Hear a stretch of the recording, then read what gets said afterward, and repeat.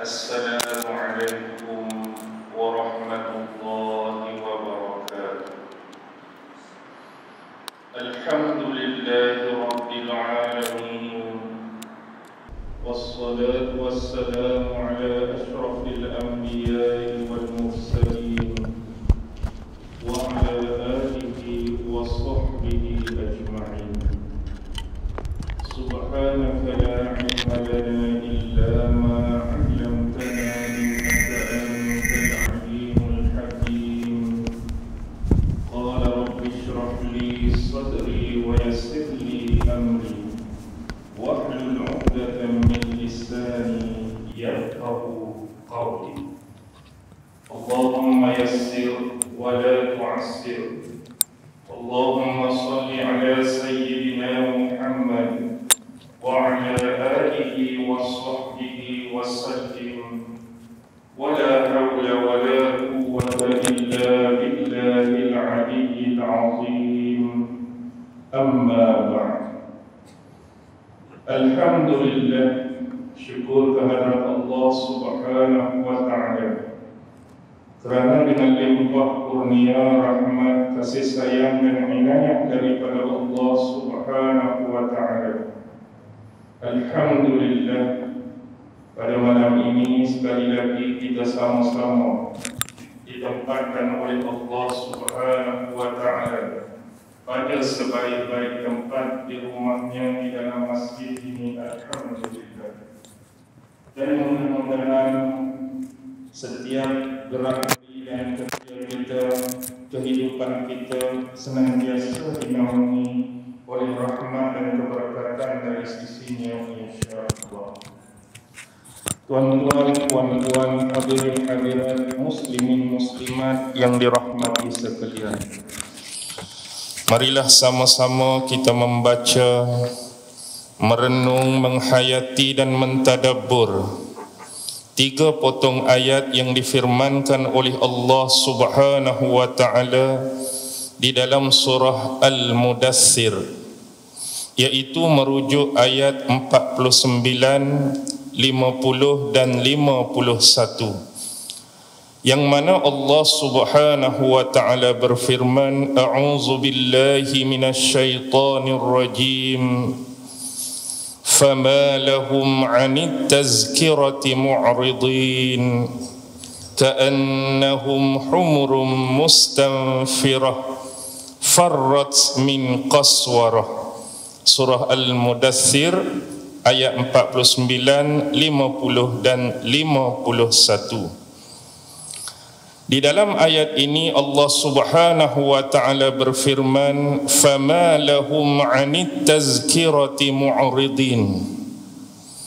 Maka mengapakah orang-orang kafir itu lari ataupun berpaling daripada peringatan Allah Subhanahu wa Ta'ala, yakni peringatan yang Allah tujukan pada mereka. Secara umumnya, bila kita menyebut tentang sesuatu peringatan daripada Allah Subhanahu wa Ta'ala kepada manusia mana sekalipun, khususnya para nabi dan para rasul, pastinya ada kaum-kaum masing-masing yang berbeza. Mungkin bukan sahaja berbeza dari sudut bahasa yang digunakan sebagai perantaraan untuk communication di antara mereka. Nabi ini dengan bahasa yang tersendiri bersama kaum dia, Nabi ini dengan bahasa yang tersendiri bersama kaum dia. Itu adalah salah satu bentuk perbezaan. Yang kedua adalah tempat di mana dakwah dan risalah itu disampaikan. Contoh nabi-nabi di kalangan Bani Israel, ada tempat-tempat tertentu di mana mereka berdakwah. Bumi mana, wilayah mana, daerah mana mereka berdakwah. Dan khususnya Nabi Muhammad sallallahu alaihi wasallam, kita tahu secara jelas dan maklum di mana Rasulullah menyebarkan risalah dan dakwah Islamiah kepada kaumnya dan seluruh umat manusia. Dan perbezaan-perbezaan tersebut bukanlah halangan Tetapi yang paling penting ialah peringatan daripada Allah pastinya datang daripada utusan-utusannya. Siapa yang namanya utusan-utusan Allah? Para nabi-nabi, para rasul-rasul. Tugas mereka ialah menyampaikan wahyu-wahyu, perintah-perintah, larangan-larangan, hukum-hukum daripada Allah Subhanahu wa taala bersesuaian dengan condition syariat-syariat yang diturunkan menerusi mereka untuk disampaikan kepada umatnya. Tetapi begitulah adat kehidupan, begitulah resmi kehidupan. Setiap kebenaran, setiap benda hak yang dibawa oleh para nabi dan para rasul ini akan wujudnya dua golongan manusia. Antaranya yang pertama ialah yang menerima dakwah yang dibawa oleh nabi tersebut, boleh menerimanya dengan hati yang terbuka, setiap kebenaran dan hak yang sampai pada mereka. Tetapi tak kurang juga ramainya kelompok yang kedua yang sanggup untuk menentang, yang sanggup untuk mengingkari, yang sanggup untuk melawan setiap dakwah-dakwah, setiap risalah-risalah kebenaran yang dibawa kepada mereka.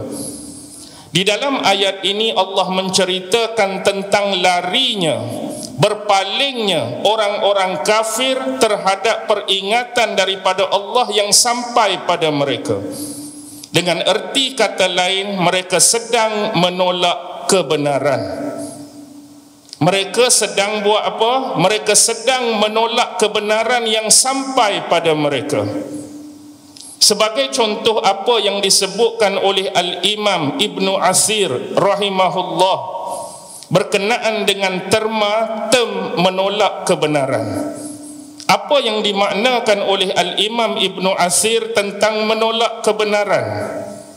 Iaitu menyatakan kebatilan terhadap apa yang telah didatangkan oleh Allah Subhanahu wa taala sebagai kebenaran. Benda tu datang daripada Allah benar, benda tu datang daripada Allah hak, tetapi mereka menganggap benda yang datang yang tadinya kebenaran dan hak itu adalah perkara yang batil di sisi mereka. Itu adalah perkara yang tak betul di sisi mereka. Itu adalah perkara yang salah di sisi mereka. Itu yang dimaksudkan oleh Al-Imam Ibnu Asir sebagai menolak kebenaran. Dan ada ulama-ulama lain yang menyebut maksud menolak kebenaran ialah menzalimi kebenaran. Dalam hal keadaan bagaimana kebenaran itu dizalimi, kebenaran itu akan dizalimi bila kita menolak kebenaran yang dibawa pada kita. Orang datang kepada kita menyatakan sesuatu yang benar, dia cakap sesuatu yang betul, dalam masa yang sama sikap dan reaction kita terhadap benda betul tadi kita tolak. Dengan kata lain, dalam masa yang sama kita sedang menzalimi kebenaran itu sendiri. Dan ada juga ulama lain yang menyebut term menolak kebenaran itu ialah kita bersikap besar di hadapan kebenaran. Bersikap besar di sini bukan kerana tubuh badan kita tu besar, macam gajah ke macam gergasi ke tak. Tapi maksud bersikap besar tadi ialah sombongnya kita bila berhadapan dengan kebenaran. Kita merasakan bila datang sesuatu kebenaran pada kita, kita rasa kita lebih alim daripada kebenaran tu. Kita rasa kita lebih berilmu daripada kebenaran tu. Kita rasa kita lebih cerdik dan bijak daripada kebenaran yang dibawa. Maka sebenarnya kita sedang menolak kebenaran. Berikutan dan lanjutan daripada itu, ada sebahagian ulama-ulama yang besar dalam agama kita Islam. Mereka mencari sebab-sebab, mereka mencari faktor-faktor yang boleh berlaku atau memungkinkan seseorang tu kenapa mereka ni boleh menolak kebenaran.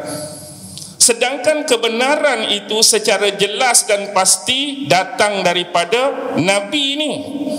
datang daripada Rasul ni, utusan Allah, yang pasti confirmation 100%. Mereka tak akan menipu, mereka tak akan berbohong, mereka tak akan berdusta atas alasan dakwah dan risalah yang mereka bawa dan mereka pikul. Dan kita juga seharusnya tahu, setiap peringatan daripada Nabi dan Rasul pastinya semata-mata untuk jaminan kebahagiaan hidup kita semua manusia di dunia, bahkan lebih jauh membawa kebahagiaan itu sampai ke akhirat, sampai kita berjumpa dan bertemu dengan Allah Subhanahu wa taala. Tetapi kenapa boleh jadi dalam masyarakat, dalam lingkungan, di mana-mana sekalipun ada jenis-jenis manusia yang tak mau kebenaran, yang tolak kebenaran, yang nafikan kebenaran. Ulama-ulama ada menyenaraikan beberapa sebab-sebab kenapa boleh berlaku faktor-faktor penolakan ini. Saya sebut beberapa sebab sebagai contoh. Walaupun sebab-sebab ini sifat dia tidak absolut, sifat dia tidak muktamad. Mungkin ulama-ulama lain ada yang mengemukakan sebab-sebab yang lain. Tetapi contoh di antaranya, nombor satu ialah kerana adanya perasaan hasad dan dengki. Perasaan yang ada dalam diri kita ni, ada penyakit hasad, ada penyakit dengki. Ini salah satu penyakit. Dia bukan penyakit yang boleh diteropong, boleh dilihat, boleh ditengok, boleh dicek dengan mata kasar. Benda ni duduk dalam ni. Hasad ni jenis duduk dalam. Hasad ni jenis duduk dalam, dengki pun duduk dalam. Kalau pi klinik mana-mana, doktor tanya, pasal apa nampak layu lembik ni? Saya ada penyakit sikit lah.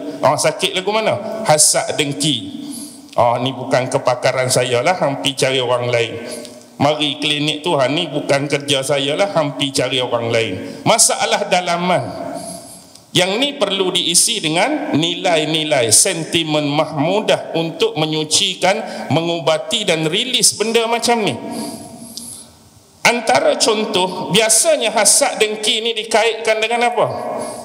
Dalam Al-Quran banyak menceritakan tentang hasad dengki yang dikaitkan dengan bangsa Yahudi. Contoh, kita bukan nak sangat angkat Yahudi tu, tapi bila Al-Quran cerita, kita kena cerita.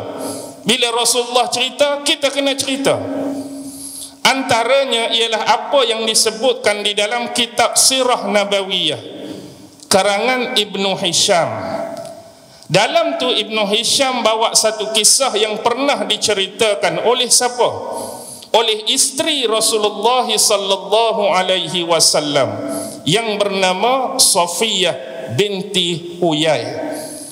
Ni satu-satunya isteri Rasulullah daripada bangsa Yahudi. Safiyah ni ialah anak pembesar Yahudi di Madinah yang bernama Huyai bin Akhtab. Jadi isteri Rasulullah ni cerita macam mana? Dulu sewaktu aku ni menjadi anak kepada bapakku Huyai, aku adalah anak di antara yang paling dikasihi dan dicintai oleh bapakku. Kita faham perkataan tu, dia nak khabar dia ni anak perempuan kepada Huyai yang sifat bapak dia tu cinta, kasih dan sayang pada dia. Tapi bukan setakat bapak dia. Begitu juga dengan bapa saudaraku iaitu Abu Yasir, adik-beradik kepada Huyai itu. Dengan kata lain, Abu Yasir bin Akhtab. Pak saudara dia pun kasih dan sayang pada dia. Sehingga boleh dikatakan apabila keduanya bertemu, pak dia dengan pak saudara dia kalau bertemu dan dengan membawa anak masing-masing, kemana pun mereka pergi, pasti aku akan mereka ikutkan bersama. Dengan kata lain, kalau nak pergi mana-mana, aku ni mereka tak tinggal. Mereka bawa nak pergi mana-mana. Nak jadi cerita, pada suatu hari dengar pada mereka keduanya perkhabaran kehadiran, kedatangan Nabi Muhammad sallallahu alaihi wasallam ke bumi Madinah. Umum bumi Madinah yang sebenarnya perkhabaran yang mereka berdua dengar tu, Nabi baru sampai di mana? Di bumi Quba. Kan Nabi hijrah dari Mekah ke Madinah, first Nabi sampai di Quba, khususnya di perkampungan Bani Amir bin Auf. Jadi bila kedua-duanya, bapa aku dengan pak saudara aku dengar benda ni, kemudian keesokan harinya mereka tu keluar waktu pagi-pagi lagi. Pagi-pagi mereka berdua dah keluar. Dan aku dapati mereka pulang bila menjelang terbenamnya matahari.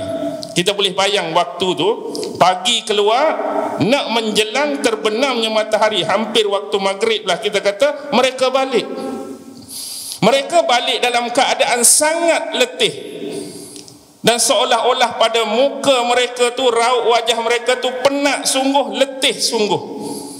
Sehingga kan bila kedua-duanya melalui dan melewati aku, seorang pun di antara keduanya tak berpaling padaku. Dua ni duduk jalan melewati aku, bapa aku pun tak berpaling ke aku, pak saudara aku hak kasih cinta padaku tu pun tak berpaling ke aku. Tetapi aku dapat mendengar bilah-bilah perkataan mereka bercerita tentang seseorang. Apa yang disebutkan oleh pak saudaraku yang aku dengar ni, apakah kamu benar-benar meyakini dia adalah Rasul yang diceritakan dalam kitab Taurat kita?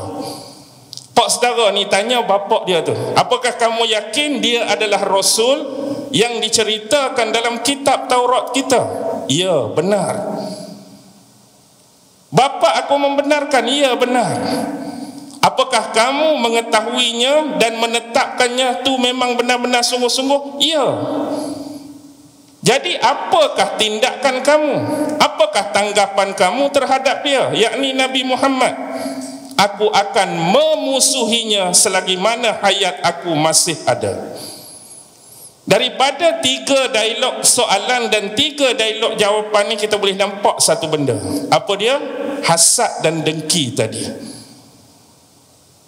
Kamu yakin tak dia Nabi yang diutuskan tu? Ya, dia meyakini Muhammad tu Nabi, Muhammad tu Rasul.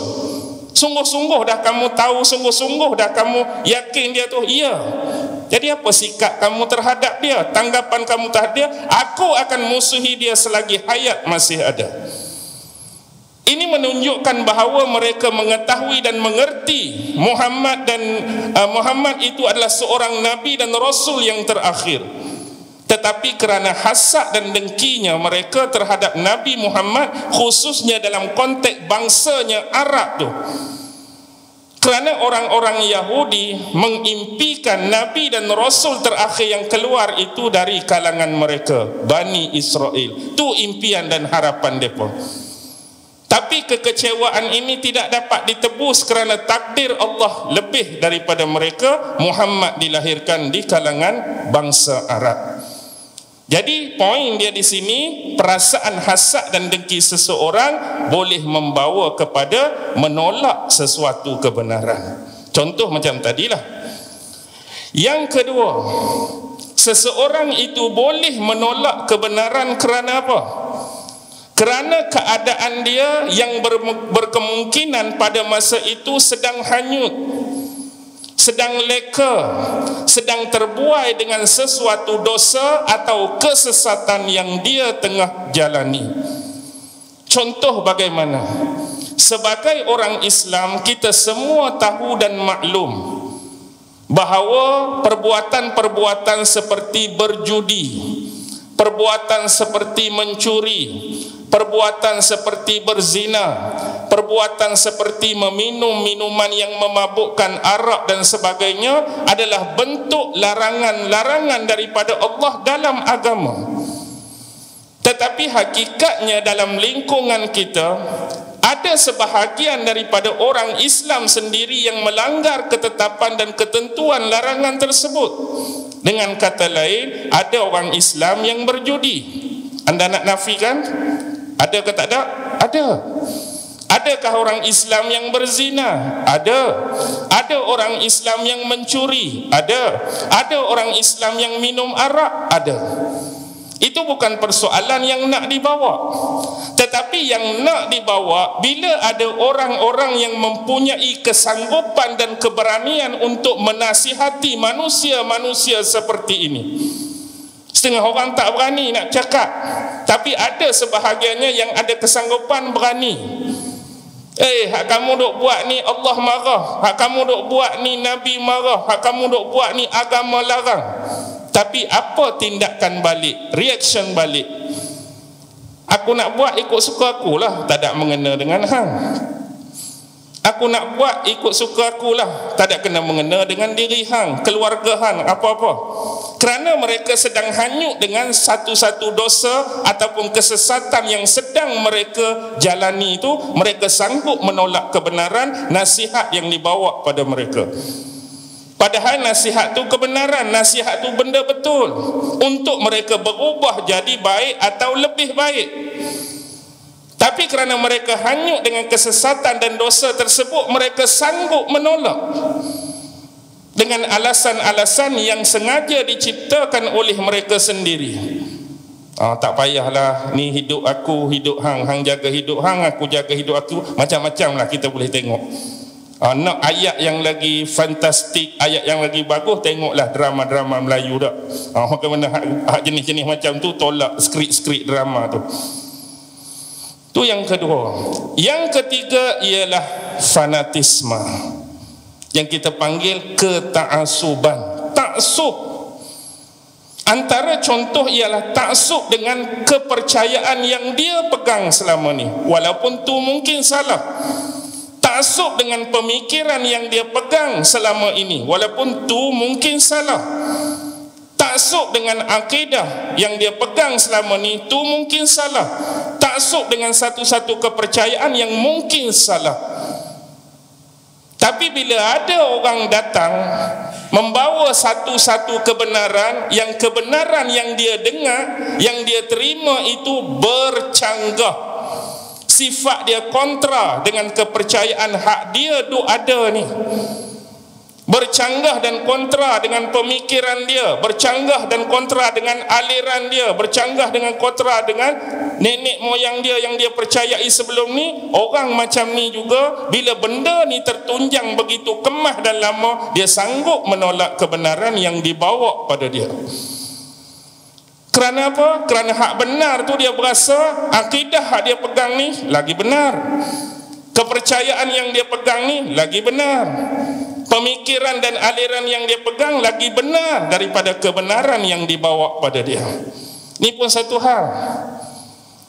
Fanatisme ni, taksub dengan kepercayaan yang dia pegang tu seolah-olah absolut, semua betul dan benar.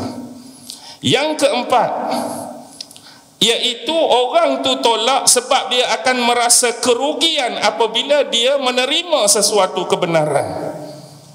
Kalau aku terima kebenaran ni, rugi besar aku. Contoh-contoh antaranya ialah Qarun. Dalam Quran kan Allah cerita pasal Qarun. Dulu Qarun ni miskin, antara pengikut Nabi Musa alaihi salam. Dalam beberapa riwayat tafsir diceritakan dia masih lagi mempunyai hubungan kekerabatan yang cukup dekat dengan Nabi Musa. Riwayat menyebut dia ni baru sepupu Nabi Musa. Tapi dulu dia miskin. Kita dah cerita tentang Qarun. Dengan kata lain, satu ketika Allah jadikan dia ni antara manusia yang terkaya. Dengan kekayaan dia mula sombong, dengan kekayaan dia mula bongkok. Bahkan dikatakan dia antara manusia pertama yang menayangkan kekayaan dia kepada umum. Menayangkan kekayaan kepada umum. Tengok, pembantu-pembantu dia pikul anak kunci pun berapa dah, duk pikul harta dia berapa dah. Dalam konteks ni, bila Nabi Musa suruh dia buat satu perkara, apa dia? Keluarkan zakat daripada kekayaan yang Allah bagi pada dia. Dia mula rasa tergugah dengan perintah tersebut. Walaupun sebelumnya dia tu sepupu Nabi Musa, pengikut Nabi Musa, orang yang rapat dengan Nabi Musa, dan dia semestinya confirm, tahu dan faham apa yang Nabi Musa cakap tu benar. Perintah yang Nabi Musa cakap tu betul. Tapi kalau aku ikuti perintah tersebut, aku akan rugi. bagi dia mengeluarkan zakat, sebahagian je pun daripada harta dia berlimpah tu akan datangkan kerugian pada dia. Jadi pada aku rugi, aku tolak kebenaran yang Musa bawa. Ada tak jenis orang macam ni? Ada, tuan-tuan. Begitu juga dengan kes Abu Sufyan. Abu Sufyan ni antara orang yang paling pekat lawan Nabi selain daripada Abu Lahab dengan Abu Jahal. Dia menolak kebenaran yang dibawa oleh Nabi, takut dia kehilangan apa? Rugi apa? Pangkat, pengaruh dan pengikut dia daripada kalangan Bani Quraisy. Dia orang yang ada pangkat, orang besar-besar, orang bangsawan, orang ada pengaruh. Kalau ikut Nabi Muhammad, semua tu akan hilang. Walaupun dia tahu Muhammad tu bawa kebenaran dan tak ada sedikit kerugian pun pada dia kalau ikut kebenaran Muhammad. Tuan-tuan, ada tak orang tu akan berasa rugi dia ikut benda betul? Tak pernah lagi ada orang cakap, oh rugi betul lah hidup aku. Pasal apa? Sebab aku duk ikut benda betul, rugi aku. Tak ada orang akan komen macam tu. Tapi apabila dia akan hilang segala-galanya tadi dalam hidup dia, dia rasa ikut Muhammad dia akan rugi dari sudut kehilangan pangkat, pengaruh dan pengikut. Macam juga jenis spesies-spesies pemikiran macam ni berlaku kepada sesetengah kita. Bila mai tiba hari apa, tuan-tuan?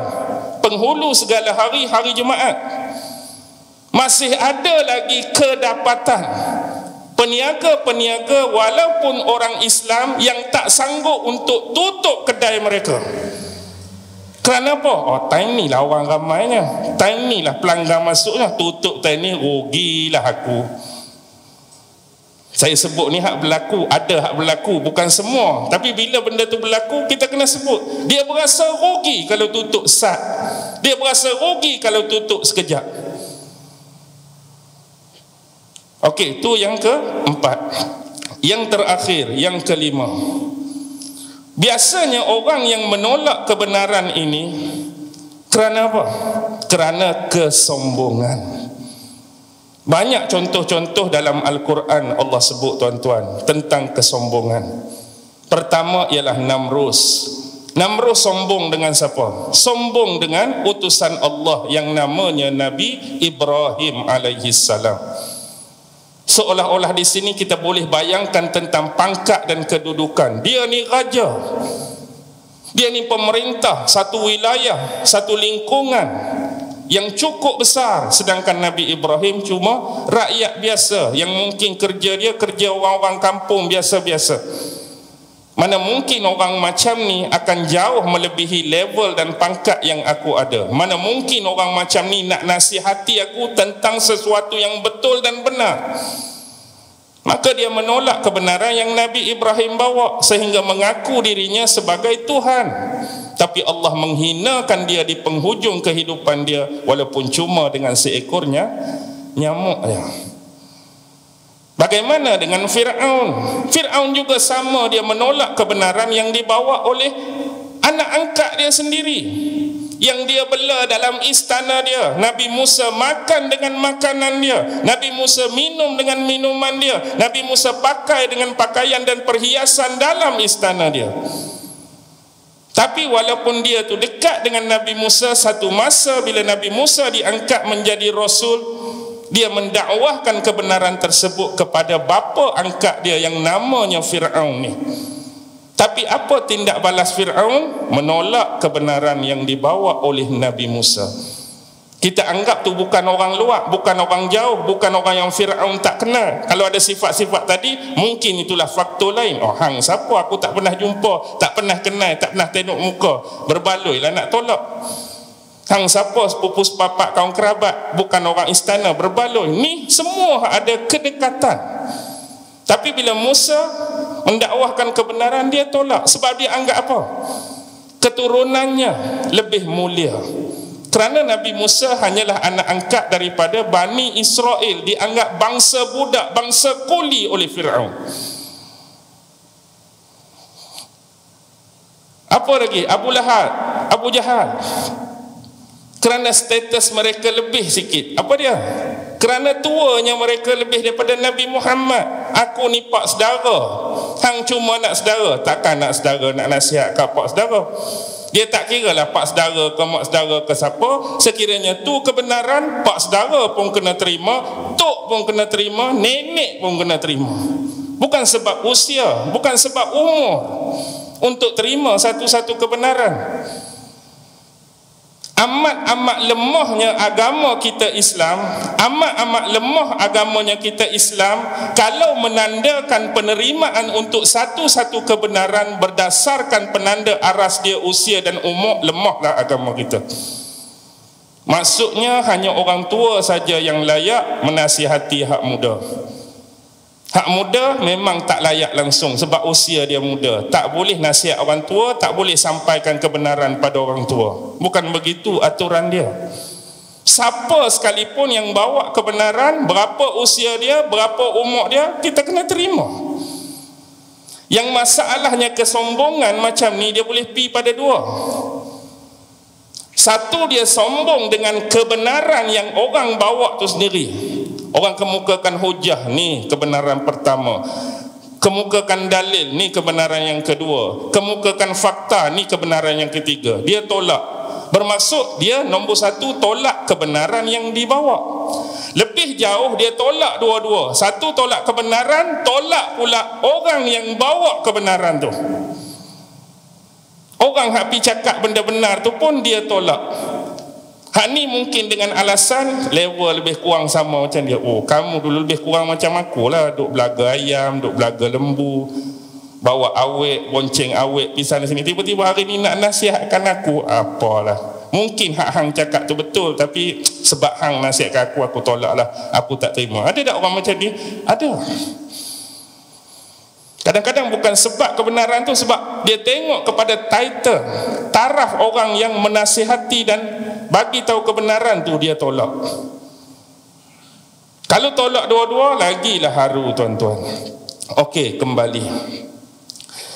Jadi bila itu disebutkan oleh Allah, Allah memberi satu gambaran.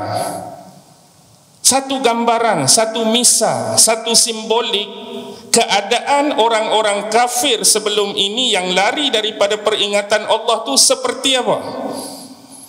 Ka'annahum humurum mustanfirah. Ka'annahum humurum mustanfirah. Mereka adalah seolah-olah seperti himar. Apa dia himar ni? Himar ni kaldai. Mustanfirah, yang lari dalam keadaan terkejut. Gambaran yang Allah bagi orang-orang kafir yang lari daripada peringatan Allah ni seolah-olah seperti himar, keldai yang lari dalam keadaan terkejut.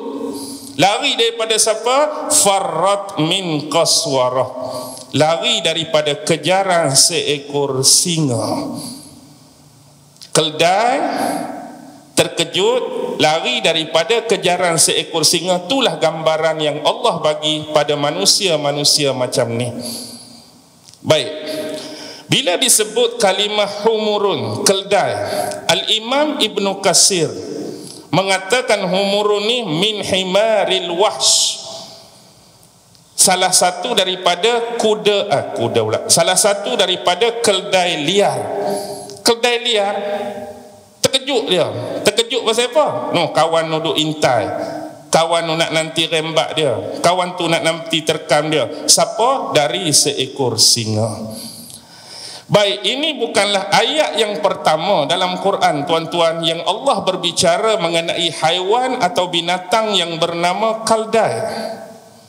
Kalau tuan-tuan kumpulkan 30 juzuk ayat Quran ni, kumpul 30 juzuk ayat Quran 114 surah ni, ada berapa jenis haiwan atau binatang yang Allah cerita dalam Quran? Ada berapa jenis? Ulama-ulama menghimpunkan ada 21 jenis binatang yang Allah sebut sebagai bentuk apa? Perumpamaan. Yang ni Allah sebut kaldai. Ada Allah berbicara tentang kuda, contoh. Allah berbicara tentang nyamuk. Allah berbicara tentang anjing. Allah berbicara tentang bighal. Bighal ni spesies dia lah. Allah berbicara tentang burung hudhud. Allah berbicara tentang semut, Allah berbicara tentang lebah. Itu contoh-contoh. Bila kita himpun semua benda tu, 21 jenis binatang.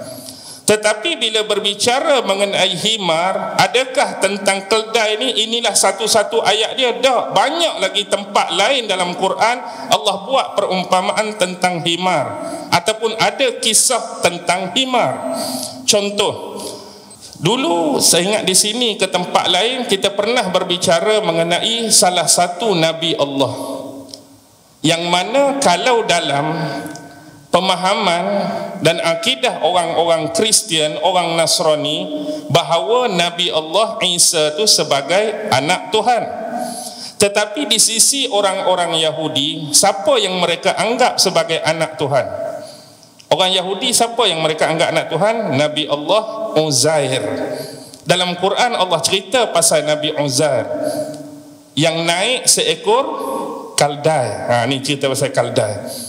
Nabi Allah tu naik kaldai melewati satu kota, satu kawasan yang sebelumnya kota tu indah, kota tu ada, tapi kemudian dibinasakan oleh Allah. Jadi terlintas dalam hati dia, bagaimanakah Allah nak membangunkan balik kota yang telah rosak dan musnah ni. Terlintas macam tu. Tiba-tiba Allah telah tidurkan dia dan matikan keldai dia. Hampir selama berapa tahun? 100 tahun, tuan-tuan.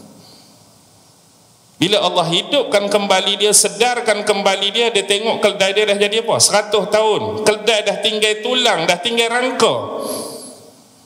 Jadi kemudian Allah hidupkan balik tu. Satu persatu tulang tu bertangkuk, tulang tu bercantum. Mari daging lengkap daging, mari kulit lengkap kulit, sempurna sebagaimana asal.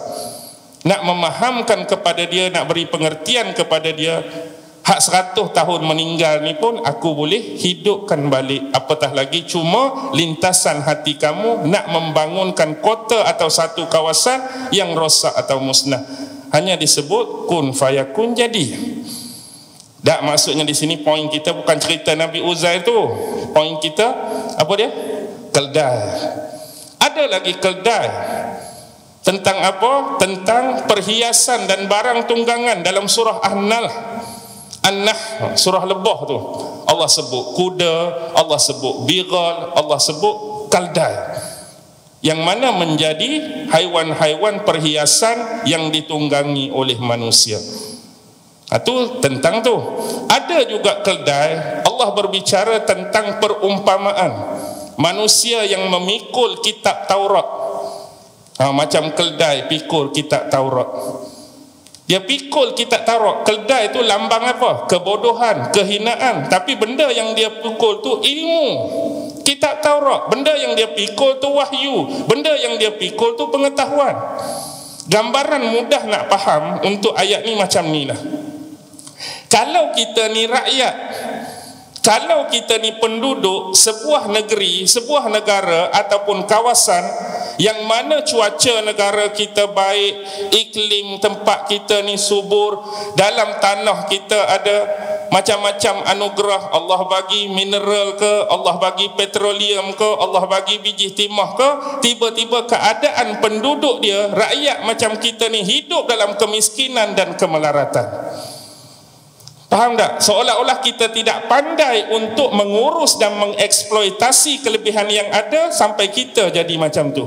Hang ni rakyat negara mana sampai miskin, sampai melarat? Kalau tengok negara hang, iklim bagus untuk bercucuk tanam, cuaca bagus nak tanam tu, tanam ni, pertanian tu, pertanian ni. Kalau hang korek tu, gas ada, petroleum ada tu, tapi faham tak apa yang saya nak maksudkan? Contoh lain nak bagi mudah faham ialah kita hidup dalam masyarakat dan lingkungan orang-orang cerdik, orang-orang pintar, orang-orang alim, orang-orang yang bertakwa. Tiba-tiba kita sendiri hidup dalam lingkungan orang macam tu, kita jadi jahil, kita jadi tak berilmu, kita jadi bodoh. Sedangkan lingkungan kita tu orang alim, kita tak memanfaatkan kealiman mereka, kita tak memanfaatkan kehebatan dan kecerdikan mereka untuk diri kita. Itulah gambaran yang saya boleh bagi tentang himar hak pikul Taurat tu. Ada lagi dalam surah Luqman. Tuan-tuan baca surah Luqman, ada ayat yang menyebut seburuk-buruk suara adalah suara kaldai. Tu saya nak habaq hubungan dah, bukan maksudnya dalam surah ni saja Allah sebut tentang keledai ni, surah-surah yang lain. Baik, kembali.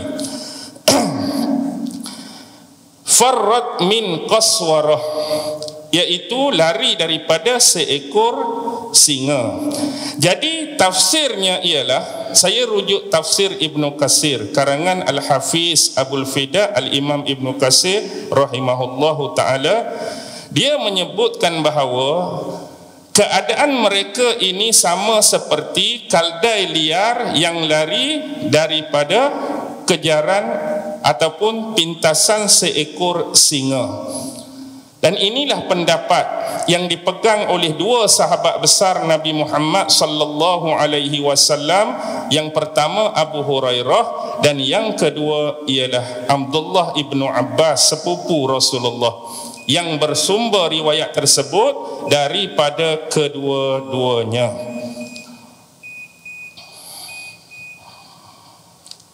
Dan pendapat ini juga dipegang oleh ulama besar Zaid bin Aslam dan juga putranya, anak dia, iaitu Abdurrahman, merujuk Abdurrahman bin Zaid bin Aslam.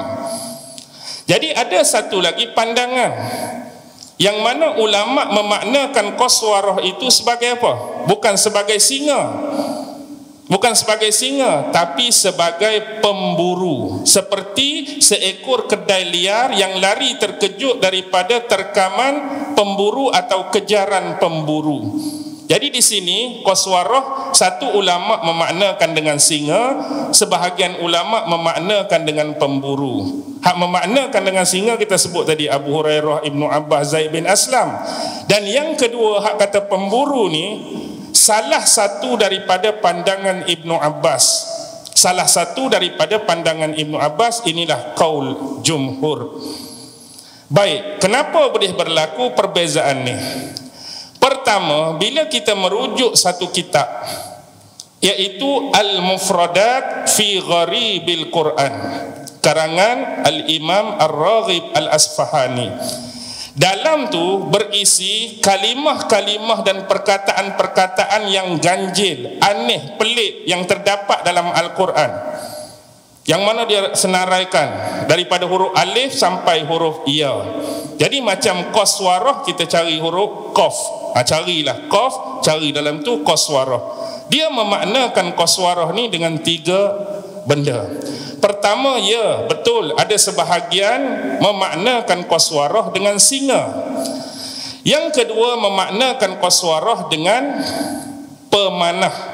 Yang ketiga, yang dipilih tadi untuk pandangan kedua, memaknakan qaswarah dengan pemburu. Jadi tak salahlah juga pemaknaan yang diberikan untuk pandangan kedua tu pemburu. Baik, kita ambil pandangan hak kata singa tadi. Ustaz, kita pun belajar bahasa Arab, selalunya bila sebut singa dalam bahasa Arab, sebut singa tu apa? Asadun, kan? Kita belajar, anak-anak kita belajar asadun, singa. Sini qaswarah, takkan singa kot. Mungkin betul hak kata pemburu tu. Kita berfikir macam ni, seolah-olah kita rasa apa dia? Sebenarnya Al-Hafiz Imam Ibnu Katsir teris benda ni awal lagi. Buka kitab tafsir dia. Ini pernah disebut oleh Hammad Ibnu Salamah. Hammad Ibnu Salamah meriwayatkan daripada Ali bin Zaid. Ali bin Zaid meriwayatkan daripada Yusuf bin Mihran. Yusuf bin Mihran meriwayatkan daripada Ibnu Abbas. Dengar baik-baik. Ibnu Abbas berkata, ni Ibnu Katsir punya tafsir. Pertama, dalam bahasa Arab singa disebut asadun. Asadun memang singa bahasa Arab. Tetapi dalam bahasa Habsyah tu kat mana? Sekarang Ethiopia lah. Bahasa Habsyah, singa tu disebut ni qaswarah. Qaswarah dalam Quran tu ialah dalam bahasa Habsyah. Banyak Al-Quran memasukkan unsur-unsur yang bukan tulen bahasa Arab.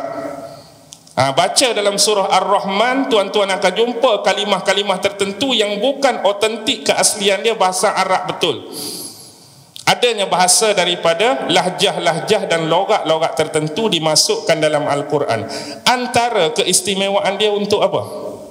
Untuk menarik minat bangsa-bangsa yang mempunyai bahasa ni kepada Al-Quran. Contohlah kita kata bila ada sahabat berdakwah kepada orang Habsyah yang mereka yakini sepenuhnya bahawa sebelum ni keseluruhan ayat Quran tu bahasa Arab, tiba-tiba kita katakan terbaca ayat ni, ka'annahum humurum mustamfirah farrat min qaswarah ni bahasa kita ni, bahasa orang Habsyah ni. Boleh menyebabkan dia tu tertarik dan minat untuk memeluk agama Islam. Orang bangsa ni pula ni macam bahasa kita ni, budaya kita guna benda ni, perkataan ni, kosakata ni, jadi mereka tertarik. Tu salah satu ijaz dan keistimewaan Al-Quran. Tak habis lagi ni, bahasa Habsyah memang sebut qaswarah. Bahasa Parsi, kalau bahasa Parsi singa disebut syairun, shin ya ra, syairun baris dia. Kalau bahasa Nabatiyah, ada satu bahasa Nabatiyah. Okey, bahasa Nabatiyah ni macam ni. Bila saya rujuk tafsir Ibnu Katsir, dia ada berlaku sedikit perbezaan, mungkinlah pada cetakan, saya anggap pada cetakan. Satu tafsir Ibnu Katsir saya jumpa dia tulis macam ni, alif waw ba alif. Untuk bahasa Nabatiyah alif waw ba alif. Jadi bahasa Nabatiyah kalau ikut version ni dia akan jadi auba. Tapi bila buka orang lain punya tafsir Ibnu Katsir, alif waw ya alif, seolah-olah berlaku penambahan satu titik lagi. Pertama tu ba, yang kedua tu ya. Kalau hak ni kita baca auba, kalau hak ni kita baca auya. Dan saya sendiri, kelemahan saya, kejahilan saya tak boleh nak tentukan hak mana bahasa Nabatiyah hak betul, auba ke auya. Kalaulah kita katakan auba tu betul, kita menganggap version hak terlebih titik tu tersilap, letak titik yang kedua. Kalau kata auya tu betul, kita katakan version hak ada ba tu tertinggal satu titik. Apapun auba atau auya, kalau tuan-tuan tahu tak apa, perbetulkan hak mana hak lebih betul. Tapi sekurang-kurangnya berapa bahasa dah kita boleh dapat? 4 dah. Bahasa Arab Asadun, Habsyah Qaswarah, bahasa Parsi Sairun, dan bahasa Nabatiyah auba o auya tadi. Tu cermat dan telitinya ulama-ulama, walaupun permasalahan tersebut bukan permasalahan tafsir, bukan permasalahan syarah dan uraian, cuma permasalahan makna saja. Tapi mereka cari betul-betul, mereka tungkuh lumuh betul-betul nak bagi kefahaman kepada kita kenapa mereka memaknakan demikian. Hak kata tak ambil dengan makna pemburu tadi, pasal apa nak letak qaswarah ni dengan makna singa juga.